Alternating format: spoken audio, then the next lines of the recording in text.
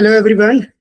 Hello. I am Dr. Asrarul Haq Jilani, and I completed my PhD from Center of Social Medicine and Community Health, and currently teaching as a guest faculty in Department of Social Work. And I'm the host of today's PhD Picture Chai. We have with us Dr. Priyanka Singh and Dr. Rakesh Mishra.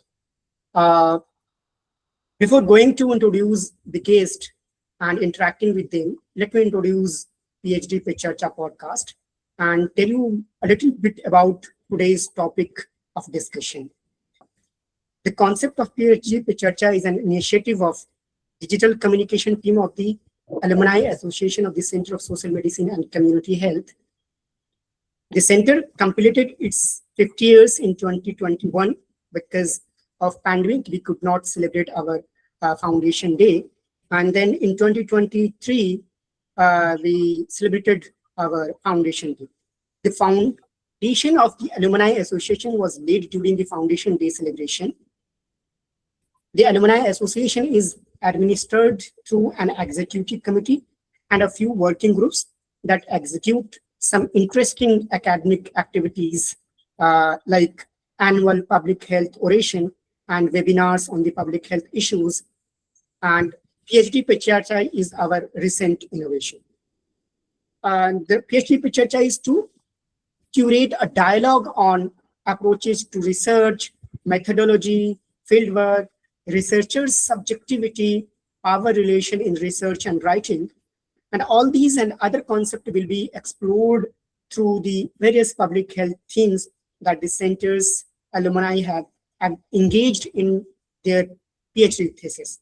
This is to understand and develop a discourse and on how public health research is done and experienced, and to develop a comparative perspective.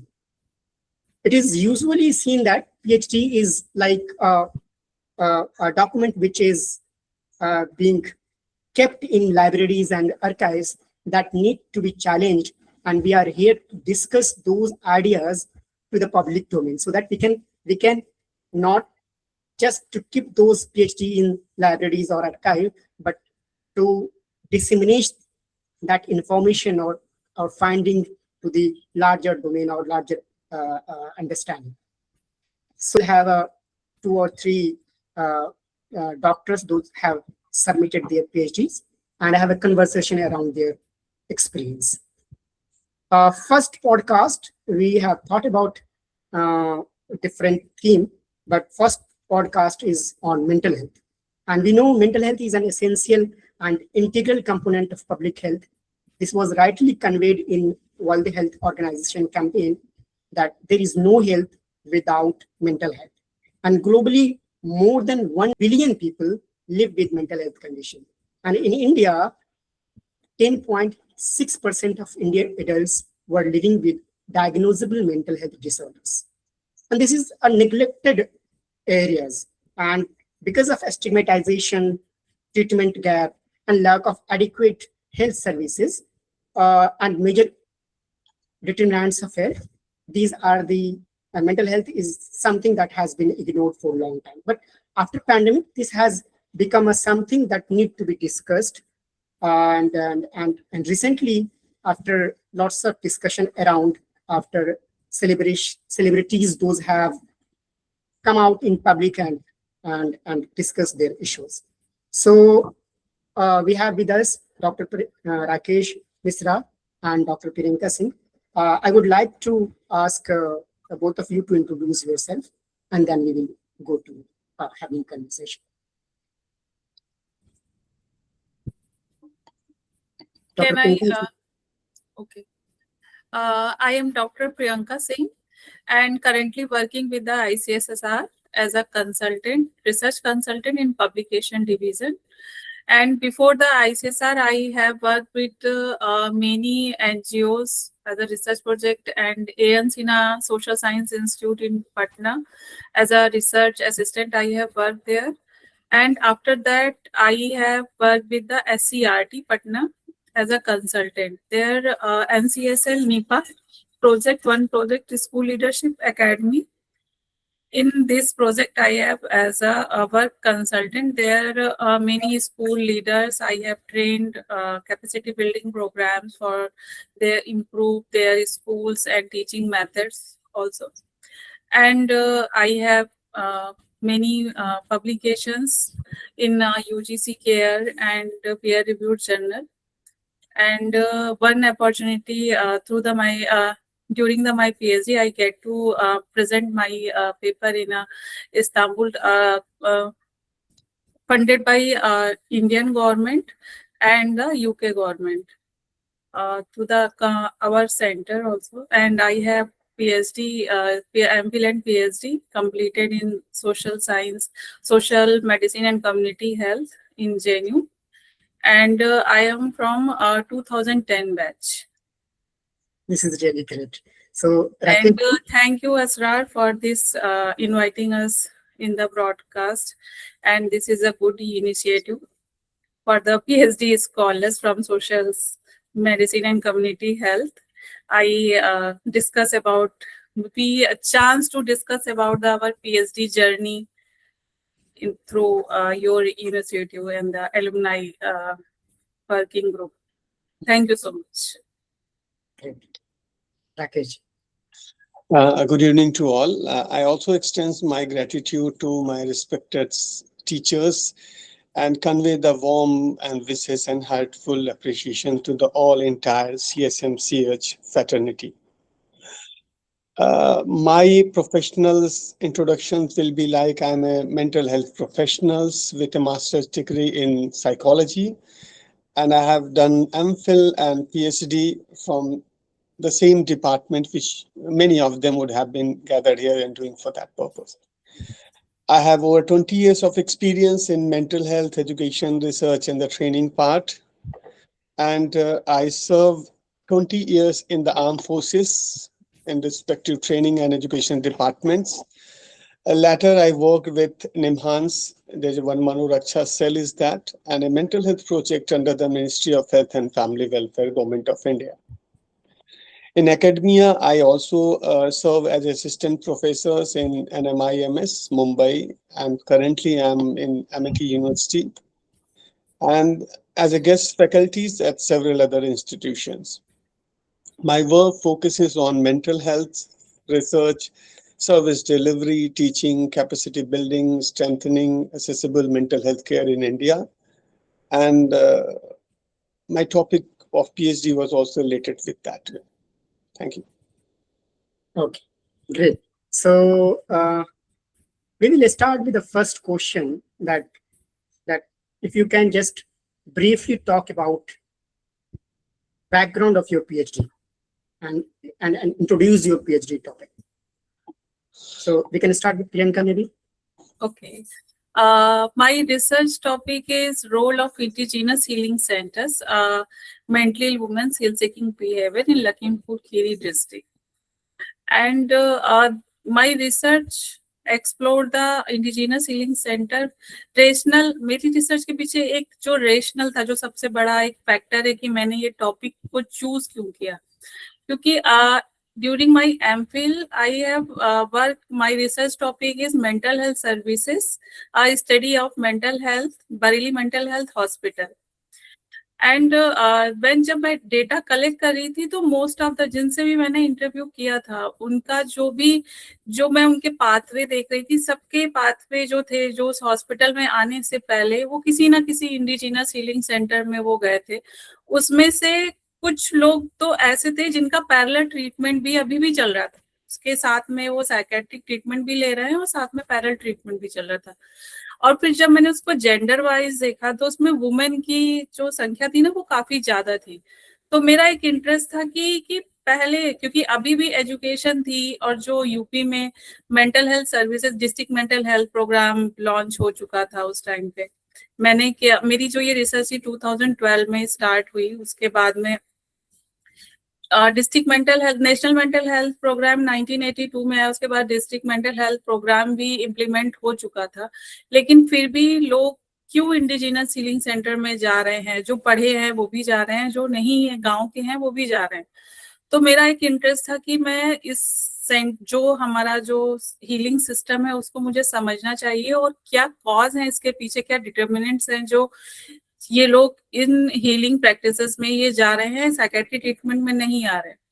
इसलिए मैंने ये topic को choose किया, क्योंकि मेरी MPhil की research में जो रिजल्ट था जो आया उसके बेस पे मैंने ये टॉपिक को चूज किया था। और अब मैं ये तो एक रेशनल होगा कि मैंने टॉपिक को चूज क्यों किया, और अगर इसकी रिलेवेंस देखें इस स्टडी की कि मैं इसकी रिलेवेंस क्या होती है, अगर मैं इसको करना चाह रही हूँ तो क्या मतलब इसमें की रिलेवेंस क्या है, स्टडी सिग्निफिकेंट है कि नहीं है। तो अगर वुमेन ही ज्यादा क्यों जा रही हैं उसको भी जानना बहुत जरूरी, क्योंकि मेंटल हेल्थ, हम अगर बात करते हैं हेल्थ की तो मोस्टली क्या, और मैं बोलूंगी ज्यादातर लोग यही सोचते कि हेल्थ यानी फिजिकल हेल्थ, मेंटल हेल्थ के बारे में कोई बात ही नहीं करना चाहता। प्रोग्राम में भी हम उतना जो उसका बजट एलोकेशन देखें तो भी वो कम ही होता है मेंटल हेल्थ के ऊपर, और बहुत ही प्रोफेशनल जो है उसमें वुमेन, आपको साइकेट्रिक ट्रीटमेंट में वुमेन्स बहुत कम दिखेंगी जो साइकेट्रिस्ट को प्रेफरेंस दें कि वो साइकेट्रिक उसमें प्रैक्टिस में जाएं। साइकोलॉजिस्ट सब लोग बन जाना चाहते हैं, लेकिन कोई भी साइकेट्रिस्ट अगर मेल और फीमेल का देखें तो उसमें भी आपको बहुत ही जेंडर वाइज वो दिखेगा कि साइकेट्रिक ट्रीटमेंट में, क्योंकि पेशेंट को ट्रीट करना वो शायद उसके साथ में स्टिग्मा है। मैंने उस टाइम पे जब मैं एमफिल की उसमें थी तो वहां पे कोई भी फीमेल डॉक्टर ही नहीं थी, बल्कि वो जो फीमेल वार्ड था उसके जो हेड थे वो भी मेल ही थे। कोई फीमेल वहां पे अटेंडेंट केवल फीमेल्स थी, ना डॉक्टर थे कि जाके उनसे बात करें या कुछ भी। तो ये फीमेल का जेंडर डिस्पैरिटी भी दिख रही थी मुझे वहां पे, इसलिए मैंने वुमेन के जो हेल्थ सीकिंग फीवर थे इसलिए मैंने ये टॉपिक को चूज किया। जी, अगर आप थोड़ा अपने पीएचडी के बारे में बैकग्राउंड बता सकें और रैशनल बता सकें, what was the exact theme that you discovered, and then what was the idea behind your PhD, how you discovered that theme, district mental health program and interestingly, both of your PhD, Rakesh ji and Priyanka ji,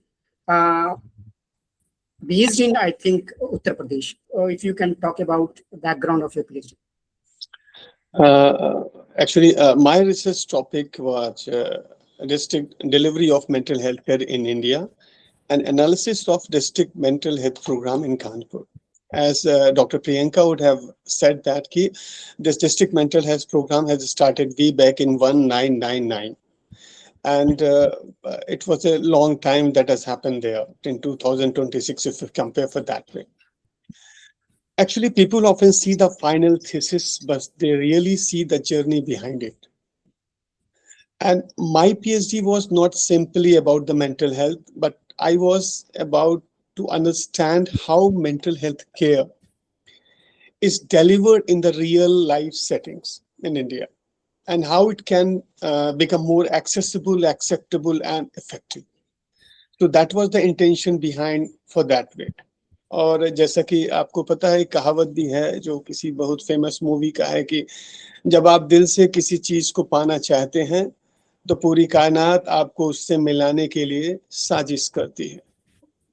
And when you want something, all the universe conspiring to help you to achieve for that purpose. और ये शायद मेरे लिए ज़्यादा अच्छा साबित हुआ, because many of our own faculties plus all the seniors, the whole staff, health services system, they would have helped me to conduct this whole PhD work. So I built up my whole activities on the collaborations, which is maybe many supervisors, mental health professionals, and they are doing on that way.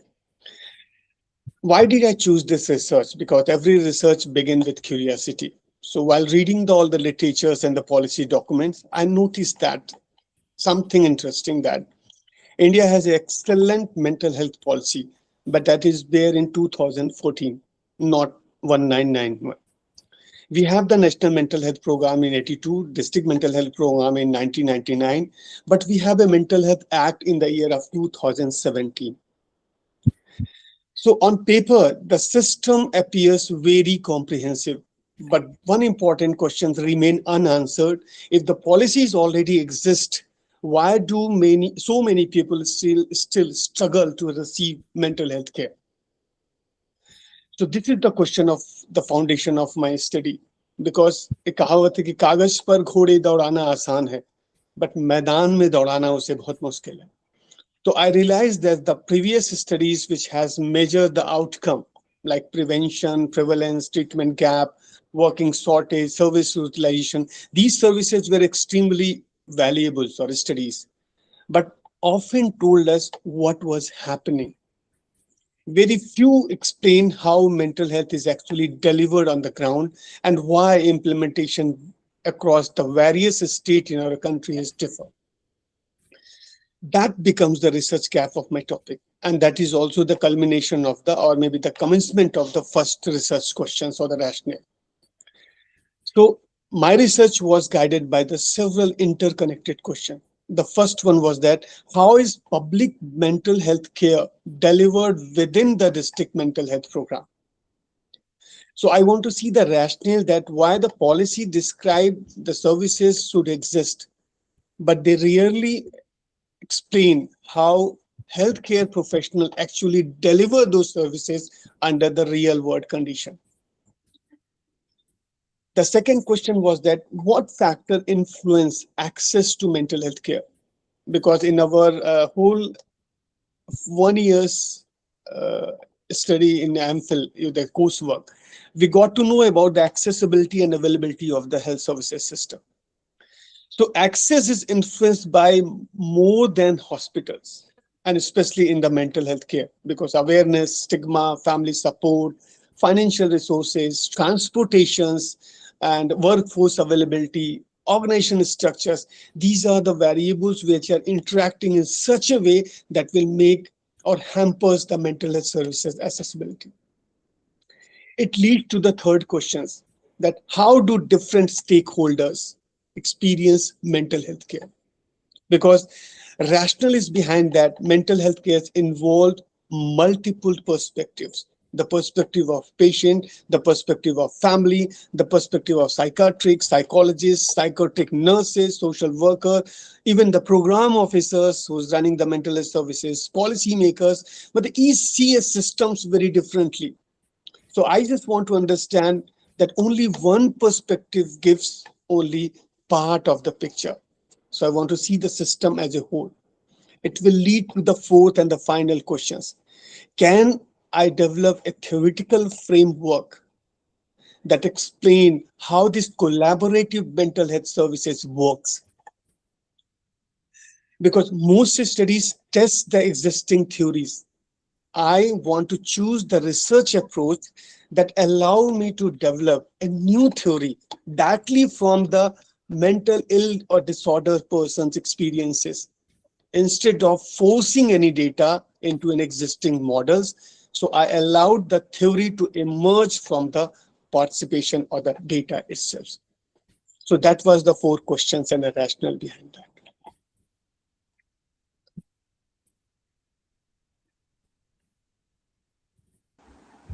Okay, that's great. So maybe we can move to the second question, and that what is the methodology that you used for your PhD? And explain your maybe theoretical framework and methodology and sample and tool research tool, if you can briefly talk about. So Priyanka, you go ahead. Okay. I have used my research is a mixed method. And because mixed method is a very useful for understand their perspective also, and you see the pattern, because qualitative and quantitative method we use in a mixed method. And quantitative data also you can show through the pattern कि why their path, क्या patterns, क्या frequency है उनकी, जो भी patient है उनका care health seeking behaviour का क्या, कहाँ पे उनका जो पाथवे उसमें कितनी फ्रीक्वेंसी और क्या पैटर्न वो फॉलो कर रहे हैं, कितनी क्वांटिटी में कर रहे हैं, और उनके जो एक्सपीरियंस हैं, जो भी जिस चीज जो एक्सपीरियंस, जो कॉजेज हैं, उसके लिए हम क्वालिटेटिव जो उनकी नरेशन को जो यूज कर सकते हैं, इसलिए मैंने मिक्स मेथड इसमें यूज किया.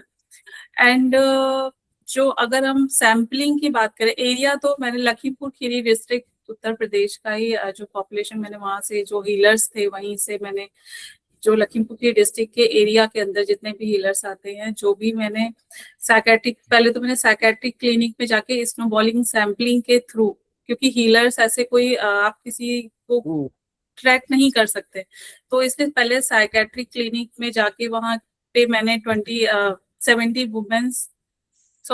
वुमेन्स का इंटरव्यू लेके उनका क्या पाथवे का क्या pattern, pathway to access indigenous healing check करने के लिए मैंने कि उनके कितने क्या क्या पैटर्न से यहाँ पे साइकेट्रिक क्लिनिक में आने के लिए, उससे मैंने हीलर्स को ट्रैक किया स्नोबॉलिंग सैम्पलिंग के थ्रू। फिर उन हीलर्स जो लखीमपुर की डिस्ट्रिक्ट, क्योंकि मेरा एरिया वो था और आसपास लखीमपुर की डिस्ट्रिक्ट के जस्ट ही पास में सीतापुर डिस्ट्रिक्ट भी, मतलब वो भी एक डिस्ट्रिक्ट है, तो वो आता है, तो मुझे उसमें से आइडेंटिफाई करना पड़ा कि किस हीलर को मुझे लेना है और किस हीलर को नहीं लेना है। तो इसलिए मैंने उसमें से 14 हीलर्स को सिलेक्ट किया जहाँ पे पेशेंट फ्रिक्वेंटली जा रहे थे, कि कुछ लोगों ने तो केवल 1 ही 2 पेशेंट ने जिनको रिकमेंड किया, मैंने उनको नहीं लिया। जो बहुत ही ज्यादा पेशेंट जिनको मैंने इंटरव्यू किया, जिसके पास वो फ्रिक्वेंटली जा रहे थे और जिनके पास ज्यादा पेशेंट्स जा रहे थे, मैंने उन हीलर्स को लिया। और उसके अलावा साइकेट्रिक क्लिनिक से 20 वुमेन, क्योंकि उन हीलर्स को ट्रैक करना था। फिर ईच हीलिंग सेंटर में से मैंने 5-5 वुमेन का इंटरव्यू किया। उसके बाद मैंने उन जो इंडिजिनस हीलिंग सेंटर्स पे थे उनसे भी मुझे एक पैटर्न दिखा कि वो लोग यहाँ पे आने से पहले किस हीलर्स के पास गए थे। तो इस तरीके से मैंने जो हीलर्स की एक वो थी कि मैं जो लखीमपुर की डिस्ट्रिक्ट के अंदर बहुत ही फेमस थे इन सब प्रॉब्लम्स के लिए, प्रॉब्लम्स को आइडेंटिफाई की इन सिम्टम्स के जो पेशेंट हैं वो इन्हीं हीलर्स के पास जाते हैं।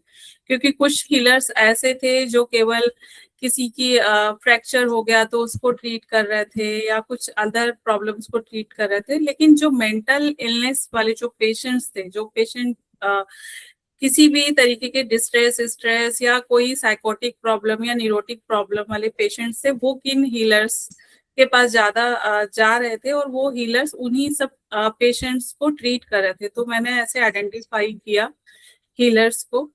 एंड अगर डेटा एनालिसिस की बात करें तो इसमें मैंने क्वालिटेटिव थीमेटिक एनालिसिस को यूज किया एंड टेबुलेशन, क्वांटिटेटिव डेटा को एक टेबुलेशन फॉर्म में करके कि कितने नंबर पेशेंट कहाँ जा रहे थे और उनका जो एजुकेशनल बैकग्राउंड, रूरल अर्बन, जो डेमोग्राफिकल डेटा था उससे मैंने डिस्पैरिटी, मतलब उसमें से देखा कि कौन से पेशेंट जो हैं उनका क्या पैटर्न है केयर का, हेल्थ सीकिंग बिहेवियर का, ऐसे मैंने उसको आइडेंटिफाई किया। एंड क्योंकि ये एक मेंटल हेल्थ प्रॉब्लम के ऊपर था, ये बहुत ही सेंसिटिव टॉपिक है, इसके लिए मुझे एथिकल क्लियरेंस के लिए भी मुझे जो जेएनयू का एथिकल क्लियरेंस बोर्ड है उसमें भी मुझे अपना ये टॉपिक प्रेजेंट करना पड़ा और उसके बाद मैंने वहां से एथिकल क्लियरेंस लिया।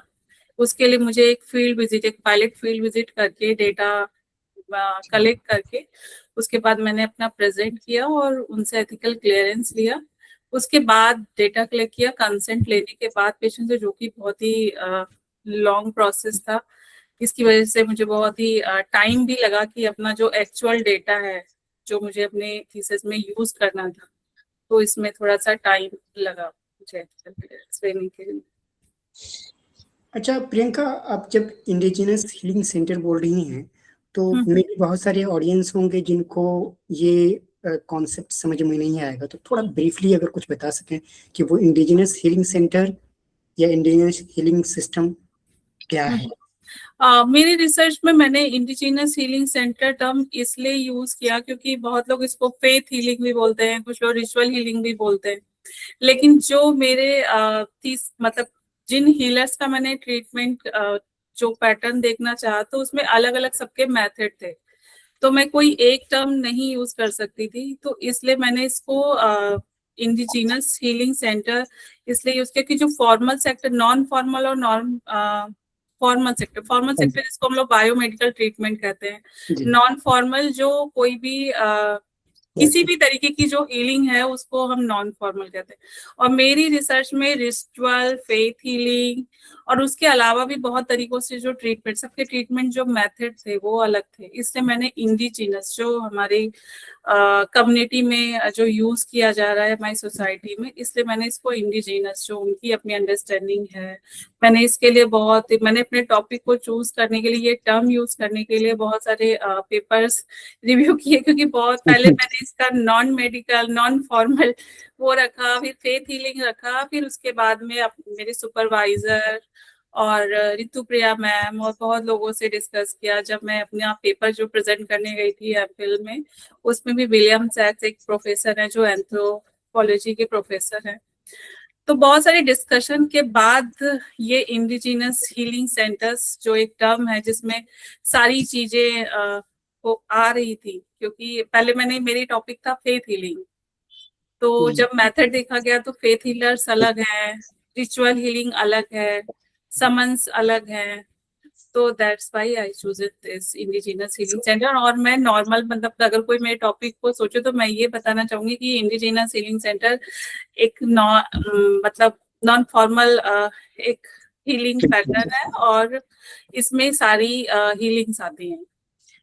So basically, all those kind of centers or systems that has produced from within the community, or it has been traditionally followed, maybe based on faith, religious faith, or some other old system of practices to heal someone, to heal a patient, to heal a maybe a person with mental health issues, right. So वो सारे लोग इसमें आ जाएंगे। जो good, मैंने इसलिए पूछ लिया कि हो सकता है बहुत सारे ऐसे पॉडकास्ट ऑडियंस हो जो उनको समझ में ना आए, बट अच्छा आपने क्लियर कर दिया। Rakesh ji, if you can just talk about your methodology, because this is the very interesting part, how you approached your PhD. So you can same as Dr. Priyanka, I had also used the both methods. Many students was often asking whether qualitative or quantitative research is better most other time. The answer, or what my way is to deal for that way, is both of them is answer different questions. So the qualitative approach which I would have used, because qualitative research gives voices to those experiences, and especially for the mental health care or disorder person. My study used a constructive, grounded theory approach. This is a new research methodology which Glaser and Strass which have developed in 1967. So after every interview here, the researchers has to analyze the data. The next interview was shaped by when I have already learned, and that is called as a constant comparative approach or methods. So why I would have used this grounded approach? Because I just want to explain how and why people seek mental health care. Because a simple survey will only tell you about what is happening there. For example, if you imagine observing traffic. So if you want to do the traffic survey, that service can only result you that traffic congestion exists. But grounded theory will explain that why people choose certain routes, how decisions are made, what the barriers exist, and then how people continuously adapt with the same route of travels. Mental health care works is exactly in the same way. It's a dynamic social process, not simply a medical intervention. So grounded theory is the only way to help me to answer that how does mental health care seeking happens in the Indian context. This approach enables me to explain that the people lived experience and understand that what the social process behind mental health care. So through interview on the various different stakeholders, that's not only the patient, but that the program officers, the psychiatric nurses, even the services would have been provided at the policy level of you can say the health services system at the state level, at central level. I identified that the people experience of mental health and illness. I want to access the barriers of accessing care. What is the health seeking pathway? Is the curvilinear pathway or the straight linear pathway? And what are the influence of family and community in the treatment care? And last, how this all the healthcare professionals adapt to the real world challenges. Because rather than starting with the straightforward any existing theory, I allowed the theory to emerge from the participants' experience. So I have chosen more than 200 mental health disorder patients, those who are going for the treatment for the different catchment areas of the district mental health program in the Kanpur. So they would have divided the 8 catchments area where the people daily visited for that particular purpose of taking the treatment. So I allowed the theory to emerge from their perspective, which enables me to systematic exploration of the participant experience. And then I try to find out the theory which is grounded in the data.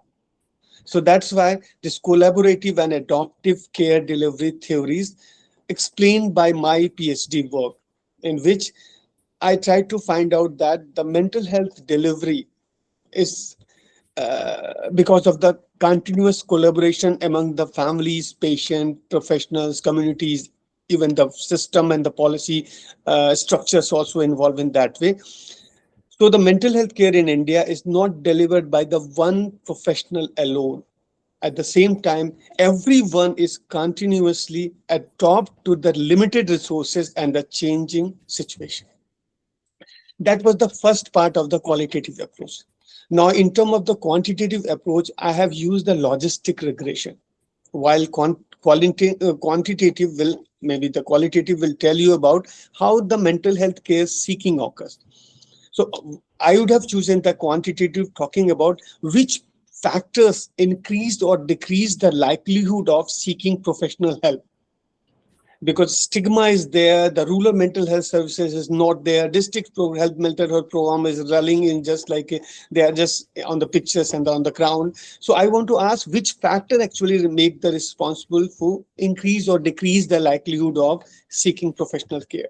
To answer the question, I use the logistic regression. It's a statistical method commonly used in the public health, and which answers the question, which factor influence the likelihood of seeking behavior. On my analysis, I would have also find out that there are certain predictive variables. For example, the age, the gender, educations, income, employment status, even the social support of the family and the networks, mental health awareness, stigma, and the previously exposure of the mental health services. So unlike the simple comparison, I did this logistic regression that allow me to examine the independent contribution of each of the factors while accounting the influence of the others. So this way I can get to in depth for that particular whole process within the qualitative and quantitative, and that strengthen my insight and measurable evidence can be easily sought in my research. That's great. That's great. So maybe we, before moving to finding a result, data collection is a crucial phase of our PhD.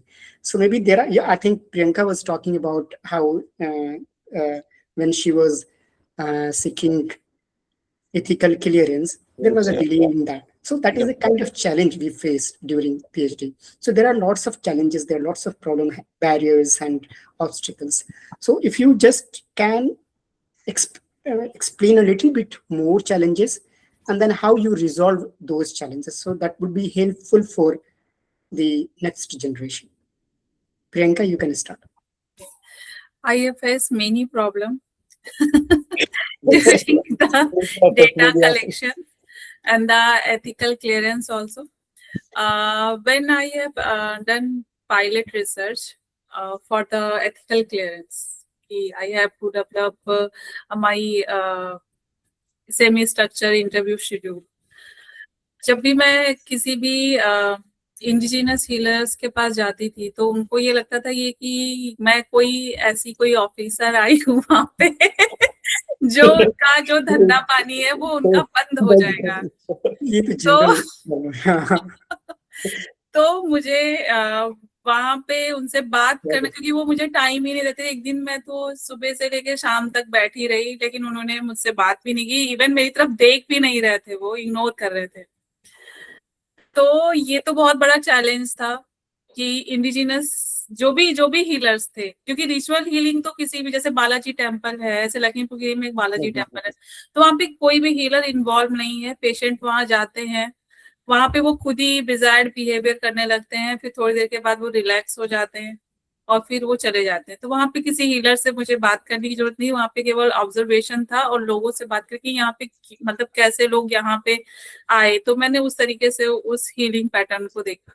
लेकिन जिसमें मुझे healers है, जैसे faith healers हैं या summons हैं, उनसे जब बात करनी होती थी, तो एक तो मेरे हाथ में कंसेंट फॉर्म होता था, उसको देख के उनको लगता था कि ये कहीं ना कहीं कुछ साइन करा के या तो मेरा धंधा बंद कराएंगे, नहीं तो मेरा कुछ बुरा करने वाले हैं। तो मुझे उनसे रैपो बिल्ड करने में बहुत ही टाइम लगा, बल्कि मुझे कुछ जान पहचान के लोगों के साथ कि उन मेरे साथ चलो तो थोड़ा सा उनको मेरे पर फेथ आएगा। तो कुछ लोगों ने, मैंने बल्कि उनको बताया कि मैं पीएचडी कर रही हूँ, मैं उसके लिए रिसर्च कर रही हूँ, लेकिन उनको उस पर कोई ट्रस्ट नहीं था, क्योंकि वो मेरे पे बिलीव नहीं कर रहे थे।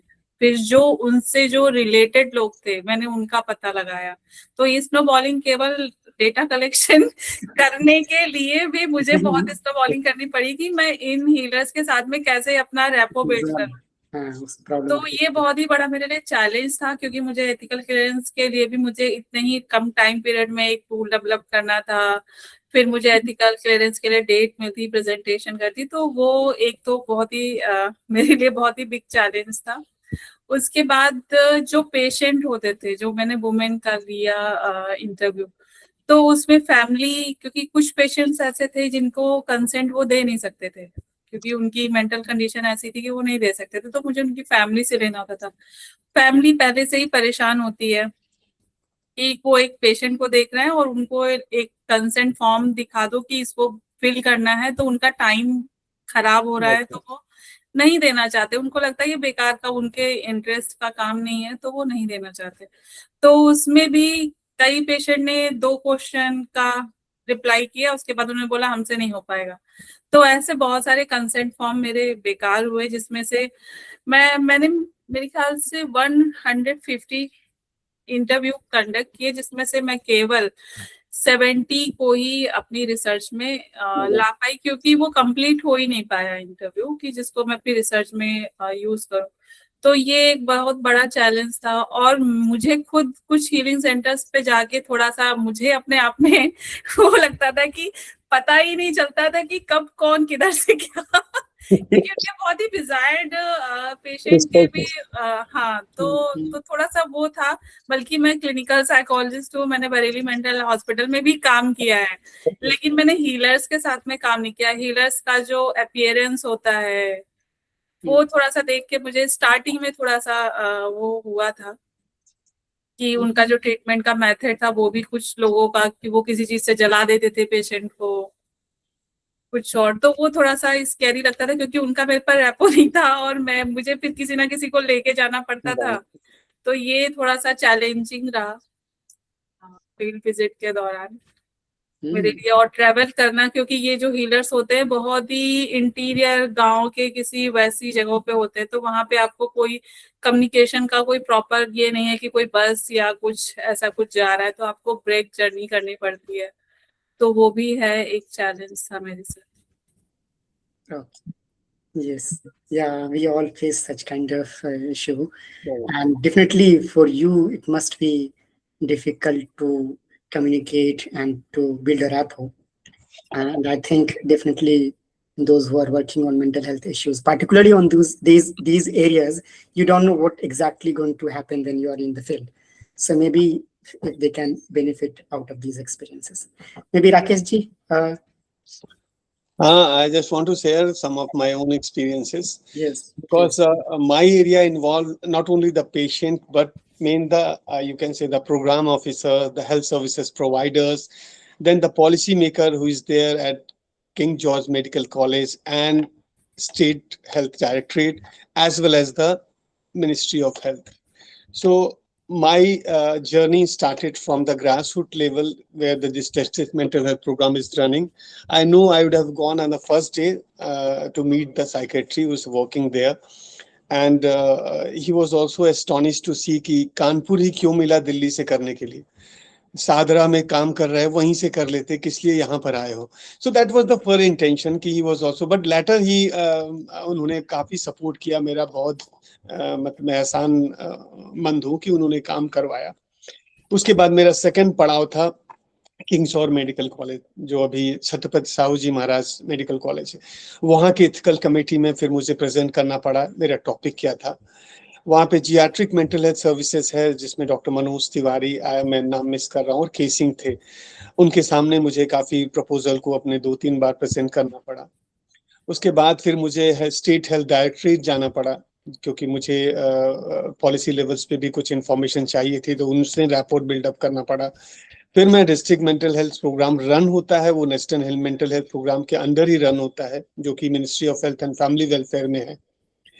फिर वहां पर गया, वहां मैंने मेंटल हेल्थ के डायरेक्टर से मिला. होल सिस्टम अप्रोच देखने के लिए मैंने हायरार्की चेक की कि डायरेक्टर से लेवल नीचे तक कितने हैं, ज्वाइंट डायरेक्टर, सेक्रेटरी और मे बी लेवल के ऑफिसर्स, कैसे मेंटेन होता है सर्विसेज. तो इन सब चीजों में मुझे काफी समय लगा, केवल जानने में, समझने में. डायरेक्टरेट में मैं कम से कम 10-12 दिन तो केवल ऐसे ही घूमने गया, ये चेक करने के लिए कि मेंटल हेल्थ डिपार्टमेंट की जो रिस्पॉन्सिबिलिटी है वो देख कौन रहा है. मुझे director of mental health ministry of health में फाइंड आउट करने में 2-3 दिन लग गया. वो नीचे प्रोसीजर्स है, आप जाइए, अपना आई कार्ड दीजिए, जेएनयू का सर्टिफिकेट दीजिए, फिर वो आपको लेकर जाएंगे. फिर डायरेक्टर मीटिंग में अवेलेबल है, वो है ही नहीं है, तो बहुत चीजें दिक्कत आई.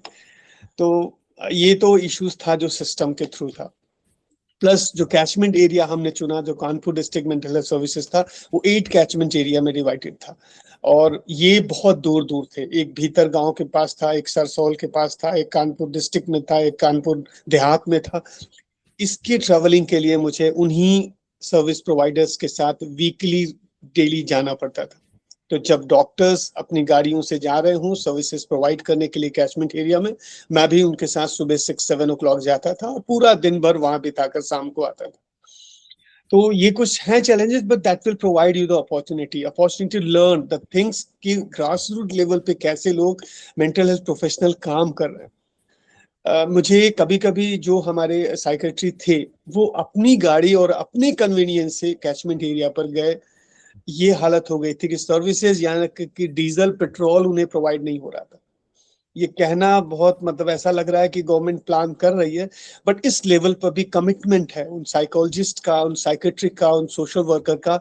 वो अपनी गाड़ियों से पूल करते हुए जाके रूरल एरिया में सर्विसेज प्रोवाइड कर रहे हैं. ये मैंने अपनी आंखों से देखा. So this means the people are working there at a ground level. और same thing happen in participants की access में भी बहुत demanding schedules थे, because health professionals have a very demanding schedules, and arranging interview or required patience and flexibility, because वो आपके लिए available नहीं है, आपको उन्हें available कराना पड़ेगा. इसी बीच क्या है, COVID-19 का pandemic आ गया. तो this pandemic changed whole healthcare delivery. Some interview has to be conducted remotely. और ये हमारे लिए काफी सर्विसेज जो था वो अडॉप्ट कर रहे थे बहुत रैपिडली से. और इस चीजों के आधार पर मुझे डेटा एनालिसिस करने पे, बिकॉज मेरा क्वालिटेटिव रिसर्च जो था वो generate enormous amount of information, because hundreds of pages of transcript was there, thousands of code is that. So from axial coding to the exactly last coding of the grounded theory, the challenges were deciding which one is important, what belongs together, what explain the process. So it requires a continuous reflection. और एक था emotional challenges भी also थे, because जब आप लोगों को सुनते हो, listening people's experiences, which can emotionally demanding. And as a researchers, we analyze the data, but we also hear the stories of struggle, hope, loss, and recovery. Those experiences stay with you and provide you the resilience and challenges to finish your PhD. So ये challenges थे आपके, मतलब हमारे हम लोगों के साथ जो भी हमने देखा है, because mental health field is also very new one, because earlier the whole domain was working there. in such a way where you not able to get easily the things. और वो फिर जो एथिकल क्लियरेंस है वो बहुत taxing है, और ethical clearance और आप कंसेंट भी किसी का लेना, और आप लेना। वहाँ पे लिख नहीं सकते उनके सामने, कुछ रिकॉर्ड करना होता है, रिकॉर्ड रिकॉर्डिंग करना में है, भी उनको थोड़ा लगता है कि मतलब ये क्यों रिकॉर्ड कर क्यों रहे रिकॉर्ड हैं। करना है। तो ये सारे उनके भी कंसर्न्स है, क्योंकि उनको इतनी अवेयरनेस नहीं, क्योंकि अधिकतर मेरे ख्याल से इंडिजिन, मेरा जो डेटा था, जो वेरिएबल्स थे, उसमें बहुत ही जो कम एजुकेटेड लोग हैं वही ज्यादा वहां पे जा रहे हैं। जहाँ पढ़े लिखे भी रहे हैं, लेकिन ज्यादा क्वांटिटी उन्हीं लोगों की है जो आसपास के एरिया में, वहाँ के गाँव के हैं। तो मे बी उनका भी कंसर्न है कि ये क्यों मेरे साथ ऐसा कर रहे हैं, क्योंकि उनको पीएचडी के बारे में नहीं पता कि पीएचडी में ऐसे रिसर्च होती है, लोग जाते हैं डेटा कलेक्ट करते हैं। तो वो भी उनको समझाना पड़ा मुझे। एक्चुअली डिस्ट्रिक्ट मेंटल प्रोग्राम में क्या है, एक मोटिवेशन फैक्टर आप कह सकते हो पेशेंट के साथ है, वहाँ फ्री मेडिसिन मिलती थी। तो बीच में क्या हुआ कि कभी कभी जब हम साथ में जाते थे तो उन लोगों ने समझा कि ये भी इन्हीं के साथ डॉक्टर हैं या कुछ अपना जो काम कर रहे हैं, तो वो सब आ जाते थे। इन केस अगर उन्हें दवा नहीं मिल रही है तो बात करने के लिए तो मैं ही उनके पास जाता था कंसेंट लेने के बाद। तो दिस सॉर्ट सेइंग दैट कि सर वो जो फ्री में दवा खुराक मिल रही थी वो अभी मिल नहीं रही है, प्लीज सर से कह के दिलवाइए, थोड़ा सा हेल्प कर दीजिए। थोड़ा सा हेल्प कीजिए। तो अदरवाइज मुझे फिर डिस्ट्रिक्ट में जाना पड़ेगा, कानपुर जाना पड़ेगा, और ये फिर सुविधाएं नहीं है, ट्रांसपोर्टेशन भी नहीं है, अवेलेबिलिटी नहीं थी। Uh, so maybe if we can move to next question. Briefly, you can talk about result. What are the major finding of your PhD? If you can just highlight major points. Priyanka, you can start. Okay. In my research, I divided my result in four themes.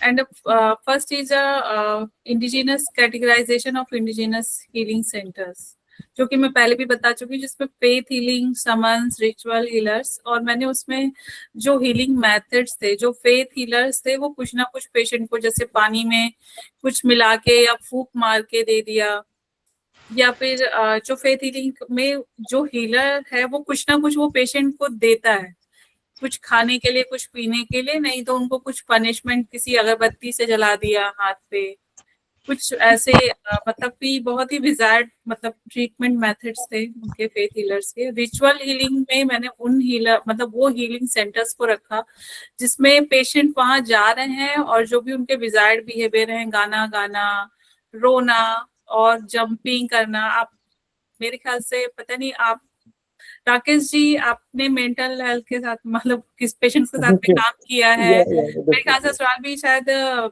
Psychology के student हैं, तो आपने देखा होगा कई सारे patients खुद ही कूदते रहते हैं, उनको बांध के लाया जाता है। तो वो हीलर्स वहां जाते हैं, या तो वो आते बिल्कुल ठीक ठाक हैं, वो रिचुअल प्लेस पे आके वो स्टार्ट हो जाते हैं, या तो रोना गाना, ये सारी चीजें थी। और उसके बाद में वो 10-15 मिनट या आधा घंटा वैसे करेंगे, फिर उसके बाद में वो ठीक हो जाते थे। कुछ पेशेंट जो थे वो हमेशा ही ठीक हो जाते थे, मतलब ऐसा नहीं था कि बार बार उनको आना पड़े, वो आ रहे हैं और उसके बाद में वो ठीक हो गए, और वही पेशेंट फिर दूसरे पेशेंट को लेके आ रहा है कि मुझे यहाँ से आराम मिला है इसलिए तुम भी वहां चलो।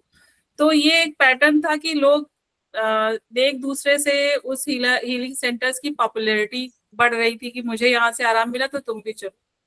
और जो समन्स थे उनको लोग घर पे बुलाते थे और वो कुछ झाड़ फूक करते थे। उस टाइम पे पेशेंट कुछ विजार्ड बिहेवियर करने लगेगा या फिर बाल खोल के कूदा फांदी जो भी करते थे वो लोग, वो होता था, ये समन्स था। और एक मैंने 2 ट्री थे ऐसे जिसमें पेशेंट वहां पे 2 बांस की फट्टियां रखी रहती थी जिसको पेशेंट अपने दोनों तरफ साइड पे बॉडी में लगाता था और पेड़ के साइड में लगा के उससे उसकी जो प्रॉब्लम थी उस पेड़ के पास चली जाती थी और वो ट्रीट हो जाता था।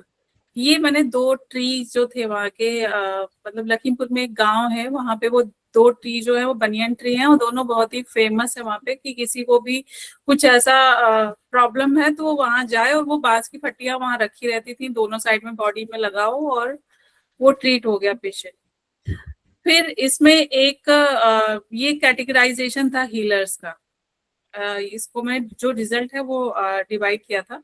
और सेकंड की पाथवे क्या है, वुमेन्स का हेल्थ सीकिंग केयर का पाथवे क्या है, तो उसमें मैंने पाया कि जो केवल 370 वुमेन में से केवल 3 ही ऐसी वुमेन्स थी जो डायरेक्ट साइकेट्रिक क्लिनिक में आई थी, जो कि बहुत ही हाईली एजुकेटेड थी, जिन्होंने या तो एक ने शायद एक इंजीनियर थी, और मतलब हाईली एजुकेटेड थे वो लोग, जो प्रोफेशनल क्वालिफिकेशंस थी उनके पास। बाकी जो भी पेशेंट थे या तो वो इंडिजिनस टू इंडिजिनस गए थे, या 3-4 इंडिजिनस हीलिंग सेंटर्स में होके वो साइकेट्रिक क्लिनिक आए थे, या साइकेट्रिक क्लिनिक के साथ में उनका पैरेलल ट्रीटमेंट वो ले रहे थे। ये इनका पाथवे था। एंड क्या कॉज, जो वुमेन्स थी वो क्यों इंडिजिनस हीलिंग सेंटर्स जा रही थी, एक तो उनकी फैमिली में कोई रिस्पॉन्सिबिलिटी नहीं लेना चाह रहा था, कि मैंने इसमें भी सब थीम डिवाइड किए थे कि जिस कोई फैमिली मेंबर कोई उनकी रिस्पॉन्सिबिलिटी नहीं लेना चाह रहा था कि वो उनकी जो प्रॉब्लम है उसको वो कैसे ट्रीट करके। एक वुमेन थी, उसके हस्बैंड बाहर काम करते थे और वो अपने इन लॉज के साथ रहती थी, तो उसके जब वो आई अपने हस्बैंड के साथ में वहां पे ट्रीटमेंट के लिए, उसके 2-3 ट्रीटमेंट मतलब वो सेशन ले चुकी थी, उसके बाद में वो वहां पे जब मैं गई थी तब भी वो वहां आई हुई थी, तो उसने ये बोला कि उसको ये प्रॉब्लम 2 साल से थी, लेकिन उसके जो इन-लॉज थे उनको उसको लेके नहीं आना था, क्योंकि उनको उसके लिए स्पेंड करना पड़ता है उसको लेके आने के लिए वहां ट्रीटमेंट के लिए।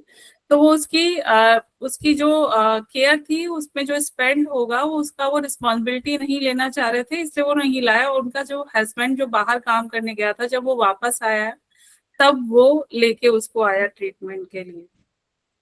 और ये डिले के जो वो थे कॉजेज, या तो उनके पास उस प्रॉब्लम को वो मेंटल प्रॉब्लम ही नहीं समझ रहे हैं, उनको अवेयरनेस ही नहीं है मेंटल प्रॉब्लम के बारे में, कि ये जो सिम्टम्स इसके अंदर आ रहे हैं वो मेंटल इलनेस की वजह से आ रहे हैं, तो इसलिए फैमिली उसको रिकॉग्नाइज ही नहीं करती है कि ये कोई प्रॉब्लम है।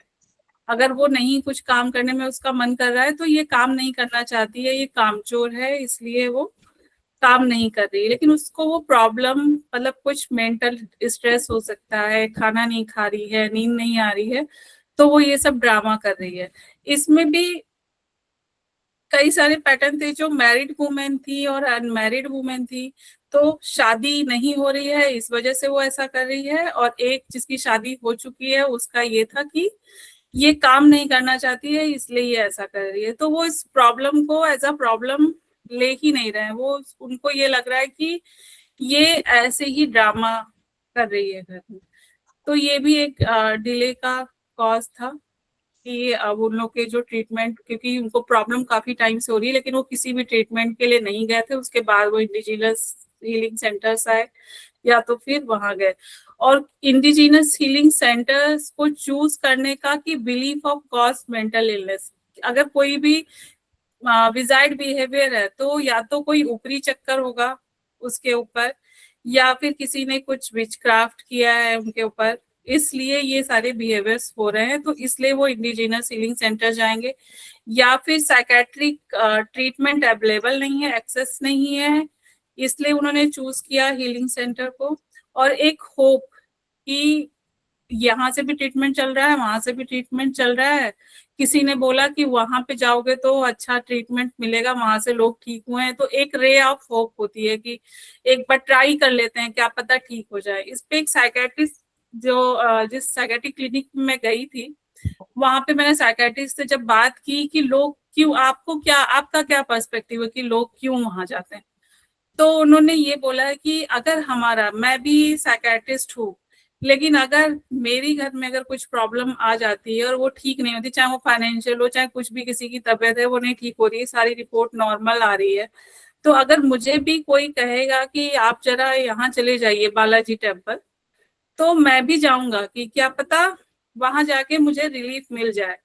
तो इन पेशेंट्स के साथ में भी ऐसा है, क्योंकि इसके जो साइकेट्रिक ट्रीटमेंट है तो बहुत ही लॉन्ग ट्रीटमेंट है, ये नहीं है कि आपने पेट दर्द की तरह एक दिन गोली खा ली और आपको आराम मिल जाएगा, तो इसका एक कोर्स होता है, वो बहुत ही लंबा चलता है, इसके बहुत सारे साइड इफेक्ट होते हैं कि लोगों को नींद आ रही हो, कुछ काम नहीं कर पा रहे, तो इसलिए उनको लगता है कि साइकेट्रिक ट्रीटमेंट बेकार है, इससे अच्छा किसी ने बताया कि हीलर के पास जाओ, तो वो उनको वहाँ रिलीफ मिल जाएगा। तो ये एक उनको होप है, और हम भी चाहते हैं कि वो जाएं, कम से कम उनका जो स्ट्रेस है वो निकलेगा और वो थोड़ा बहुत वहां से रिलैक्स होके आएंगे, क्योंकि जो हमारा बिलीफ सिस्टम है किसी ट्रीटमेंट को लेके, उसका बहुत बड़ा रोल होता है हमारी किसी भी प्रॉब्लम को हील करने के लिए।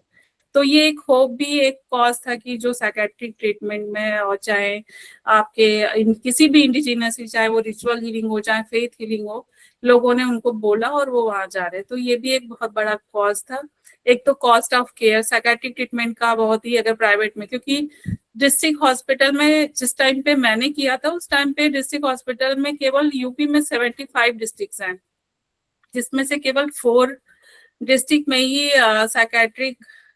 साइकेट्रिस्ट थे या क्लिनिकल साइकोलॉजिस्ट थी, जिसमें से एक सीतापुर था। लखीमपुर में उस टाइम पे डिस्ट्रिक्ट हॉस्पिटल में कोई भी साइकेट्रिस्ट चाहे क्लिनिकल साइकोलॉजिस्ट नहीं थे, केवल 2 प्राइवेट क्लिनिक्स थी, जिसमें से एक डॉक्टर थे जिनका बहुत ही फ्रिक्वेंटली क्लिनिक नहीं ओपन होता था, वो कहीं और पे भी जाके अपना करते थे। तो केवल एक ही क्लिनिक था जो पूरे लखीमपुर खीरी डिस्ट्रिक्ट को कवर करता था। तो ये भी एक वजह थी कि लोग ज्यादा इंडिजिनस हीलिंग सेंटर में जा रहे थे। एक अवेयरनेस की कमी की, वो अपनी प्रॉब्लम को, वो मेंटल इलनेस समझ ही नहीं रहे हैं कि वो वहां जाए। और एक था स्टिग्मा, कि स्टिग्मा है, जिसको पता भी है तो उसको ये है कि मैं पागल थोड़े ना हूँ जो मैं किसी पागल खाने में जाऊंगा दिखाने के लिए। ये एक स्टिग्मा, बहुत बड़ा स्टिग्मा है। और एक अगर वुमेन्स की बात करें, क्योंकि मेरी रिसर्च वुमेन पे ज्यादा फोकस है, तो इसमें अगर किसी अनमैरिड लड़की को कुछ ऐसी प्रॉब्लम है और किसी ने सजेस्ट भी किया है साइकेट्रिक क्लिनिक में जाके दिखाओ, तो वो इसलिए नहीं जाते हैं कि उसकी शादी नहीं हो पाई। अगर उसके ऊपर एक टैग लग गया कि ये साइकेट्रिक क्लिनिक में ट्रीटमेंट के लिए गई थी, किसी को पता चल गया, तो उसकी शादी नहीं होगी। और जो मैरिड वुमेन है, अगर उसके ससुराल वालों को पता चल गया तो वो उसको यहीं छोड़ देंगे। तो इसलिए वो छुप के आ रहे हैं ट्रीटमेंट कराने को, उनके इन लॉस को नहीं बता रहे कि इसको ये प्रॉब्लम हो रही है। तो उनको ये था कि इसका फिर ये हमारे पास ही छोड़ देंगे और लड़का दूसरी शादी कर लेगा। तो ये जो स्टिग्मा है ये है। और कॉस्ट, जो साइकेट्रिक ट्रीटमेंट का कॉस्ट है, क्योंकि साइकेट्रिक जो प्राइवेट क्लिनिक्स हैं उसकी मेडिसिन बहुत ही कॉस्टली होती हैं। उनका कंसल्टेंट फी जो है, कंसल्टेंसी फी, वो भी बहुत ही हाई होता है, जिसको वो अफोर्ड नहीं कर, क्योंकि ये ट्रीटमेंट बहुत लंबा चलता है, 2 साल 4 साल ऐसे ट्रीटमेंट। साइकोटिक पेशेंट के तो बहुत ही लंबे ट्रीटमेंट चलते हैं। तो ये cause a belief of cause mental health awareness, ये मेरी रिसर्च फाइंडिंग्स में आया। Okay, great. So, yeah, these are really interesting findings, particularly if we can intersect with gender issues. Maybe Rakesh ji, if you can just talk about your findings. Because I would have also chosen the 2 setup of research methodology. So several theme consistently emerge. So जैसे अभी doctor Priyanka ने भी बताया कि mental health care influence mental awareness, stigma, accessibility, then workforce capacity, which can say that the ratio of the doctors and the healthcare workers, interprofessionals, you can say the collaborations, some organizational support, family involvement, then mental health seeking behavior. So I would have find out only 2 important, because I would have done this logistic regression. So 2 prominent चीजें मेरे सामने आई जो इसका interconnection बड़ी आसानी से correlations मुझे मिला। पहला था कि मेंटल हेल्थ अवेयरनेस, जिसे मैंने टर्म दिया है कि यही है gateway of care, because if you want to provide the mental health services, the mental health awareness is the important aspect. वो मेरे भी रिसर्च में आया और मेरे बाद डॉक्टर प्रियंका ने भी किया, तो मोर एवर द वही एसोसिएशन आ रहा है। So the critical role of mental awareness is often seen as a first door step for seeking any type of health, especially the mental health care, because when the person is getting the treatment or receiving the treatment, several steps usually occurs. For example, first he has to need to recognize that is what I am experiencing is a mental health concern or this is a normal day venture.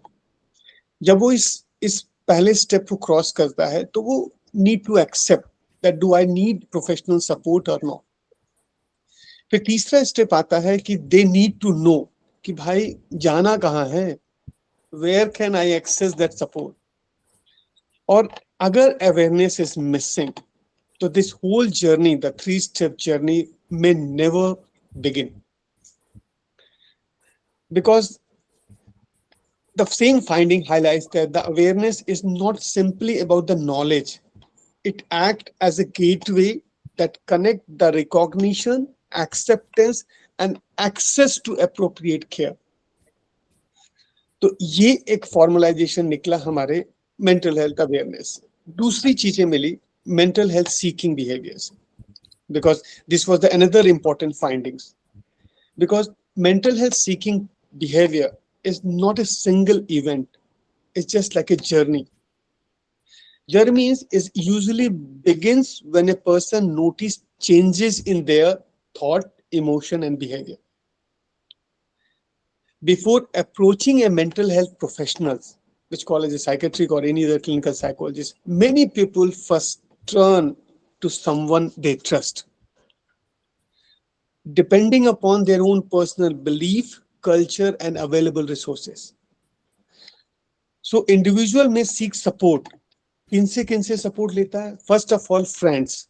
Most of the time जो cases मेरे पास मिले उनमें पहला approach मैंने यही पूछा कि आप जब ये सिम्टम हो रहे थे तो आप पहले किसकी बार गए, to whom you have consulted first or maybe discussed with? That was the friends. Second, the family member. The third one, same thing, religious and traditional healers. उसके बाद वो सीधे वहीं जाते हैं. चौथे में वो आते हैं फिजिशियंस के पास, जो नॉर्मल डॉक्टर आसपास के रहते हैं, मे बी MBBS और फिजिशियन. उसके बाद वो साइकियाट्रिस्ट या साइकोलॉजिस्ट के पास आते हैं, बिकॉज उनके पास वो अवेलेबल रिसोर्स ही नहीं है कि डायरेक्टली उन्हें, और अवेयरनेस ही नहीं है कि this are the issue is that, तो वो जाने.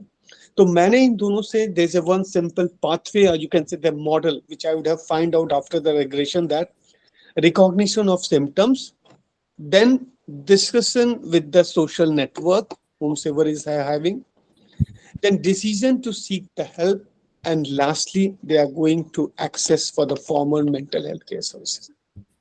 So this is the possible pathway which I would have find out after my research, you can say the PhD findings. Okay, interesting findings. I think both of you have gone through the field work, collected data based on empirical evidences. You have produced very interesting findings, and both of your PhD based in Uttar Pradesh. And I think we will conclude here for this podcast. But let me comment on listening to both of you that there is a dichotomy, a kind of binary between tradition and modernity. Our society is torn between these two ideas actually, and how these two ideas has interacted, or it is a completely or exclusively two separate entity or system or bodies, whether they interact or whether they don't interact, whether traditional medicine is interacting with modern medicine like formal district mental health program or the indigenous healing systems. There are lots of theories around how scholars are arguing that tradition is not separate from modernity, and modernity is not separate from tradition. Both of the ideas are influencing each other, and that's how Yoginder Singh was talking about modernization of tradition, and Habermas has talked about how these, basically a dialogical approach, how these two approaches are interacting with each other. So maybe very interesting idea that I came across when I was doing my field work in Mehsana district. There is a dargah there, Mir Tatar Dargah, and very interesting project, Dawa and Dua project. So, yes. I have read that time. Yeah, so Dawa Dua project is actually an integration of modernity and tradition. So that's why I think from both of your PhD, I think a recommendation to the policymaker is that how we can integrate these different ideas all together, and then only we can serve our population, those had not been served yet. So interesting. I think people will watch this podcast and definitely come to us, and we are welcome. We are welcoming all those comments if they want to connect with us, Rakesh and Priyanka and our alumni group. They can comment on our YouTube channel. And I'm grateful for your time and your sharing of your ideas, and really grateful to both of you, and Dr. Rakesh and Dr. We are Priyanka. also. Thank you. Thank you. Thank you. You have Thank taken you the so mic much, initiative. Asrar, Thank for you. good Yeah. initiative. Yeah, great. So, and I'm also thankful to the team behind this idea is Dr. Neetu, Dr. Shweta, Dr. Ranveer, Dr. Vijoya, or Dr. Ritu. And thank you, Alumni Association, to give this a space to digital communication to come with this idea and produce podcast. We will definitely shoot our next podcast on different other and other issue maybe. And yeah, so we can end here. Thank you. Huh? Thank you. Thank you Thank so you. much, Asrar. Thank you. Take care. Thank Thank you, Dr. Priyanka. Thank you, Rakesh Mishra ji.